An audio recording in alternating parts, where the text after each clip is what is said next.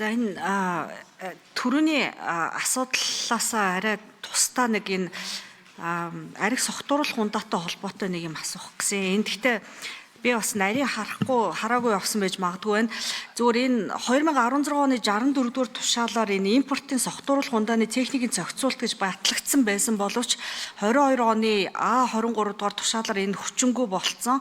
Тэгээд энэ шинээр энэ дээр зохицуулт нь ямар зохицуулт гарсан? Сая 26 оны 2 сард нэг журам бол батлагдсан байна.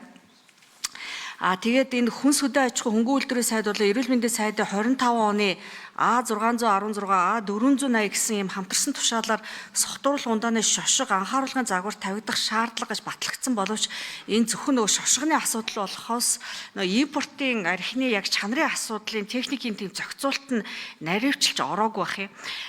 Ийм шиг харагдаж байна. Одоо тэр нөгөө хамгийн сүүлд гарсан журмыг би бас бүрэн нарийн хараагүй байх магадлалтай.